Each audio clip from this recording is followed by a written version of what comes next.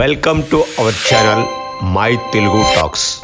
One nation one elections అన్ని రాష్ట్రాలకు మరియు లోక్సభకు కలిపి ఒకేసారి ఒకే డేటున లేక నిర్దిష్ట కాలపరిధి సమయంలో నిర్వహించాలని మేధావులు ఎప్పటి నుంచో సూచిస్తున్నారు.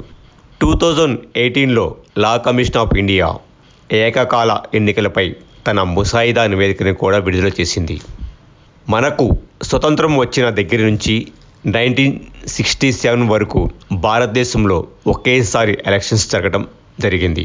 1968 మరియు 1969 సంవత్సరాలలో కొన్ని రాష్ట్రాలలో ప్రభుత్వాలను ముందుగా రద్దు చేయడంతో ఏకకాల ఎన్నికల వ్యవస్థకు విఘాతం కలిగింది. ఏకకాలంలో ఎన్నికలు జరగడం వల్ల అది ప్రజాధనాన్ని వృధా చేయకుండా అరికడుతుంది మరియు అభివృద్ధి పనులు సజావుగా సాగేలా చేస్తుంది. ప్రస్తుతం అటువంటి పరిస్థితిని మళ్ళీ తీసుకురావాలంటే కొన్ని రాష్ట్రాలలో అసెంబ్లీ కాలపరిమితిని కుదించవలసి ఉంటుంది. మరికొన్ని రాష్ట్రాలలో కాలపరిమితిని పెంచవలసి ఉంటుంది.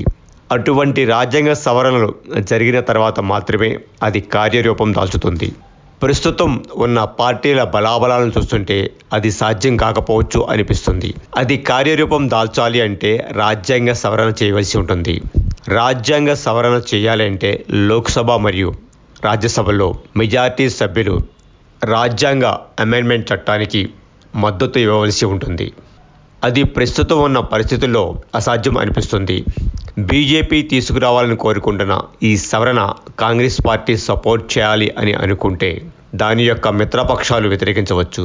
ఎందుకంటే ఏదైనా రాష్ట్రంలో రాష్ట్ర ప్రభుత్వాలు తమ పార్టీల మధ్య విభేదాల వలన మధ్యలో ప్రభుత్వాలు దిగిపోవాల్సి వస్తుంది.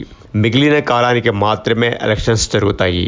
అంటే 3 సంవత్సరాల కాల పరిమితిని పూర్తి చేసుకున్న రాష్ట్ర ప్రభుత్వాలు పడిపోతే ఎలక్షన్లు మిగిలిన 2 సంవత్సరాల కాల పరిమితిగా మాత్రమే నిర్వహించడం జరుగుతుంది. ఒకవేళ సంవత్సరంలోపు కాల పరిధి ఉంటే ఆ రాష్ట్రాలలో రాష్ట్రపతి పాలన విధించే అవకాశాలు ఉంటాయి. అది కొన్ని ప్రాంతీయ పార్టీలకు ఇబ్బంది కలిగించే అవకాశం ఉంది. కాబట్టి వాటిని ఎట్టి పరిస్థితుల్లోనూ అంగీకరించే అవకాశం ఉండదు. వన్ నేషన్ వన్ ఎలక్షన్ మన దేశ భవిష్యత్తుకు ఎంతో అవసరం.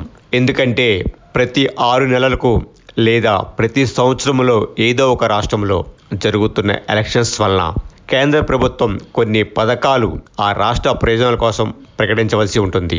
లేదా కొన్ని నిర్ణయాలను ఆ రాష్ట్ర ఎలక్షన్స్ కంప్లీట్ అయ్యే వరకు వేచి చూడవలసి ఉంటుంది. అది అధికారంలో ఉన్న పార్టీలకు చాలా ఇబ్బందికరమైన పరిస్థితి. భారతదేశ అభివృద్ధిని కూడా ప్రభావితం చేస్తుంది.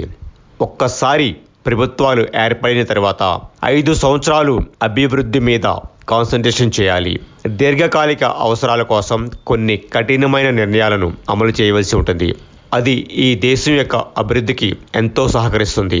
ఈ విషయంలో అన్ని పార్టీలను పరిగణలోకి తీసుకొని ప్రాంతీయ పార్టీల్లో ఉన్న అపోహలను తొలగించి వాటి యొక్క సలహాలను సూచనలను కూడా గౌరవిస్తూ అన్ని పక్షాల మధ్య సామరస్యపూరితమైన వాతావరణంలో చర్చలు జరిపితే ఏదైనా జరగవచ్చు.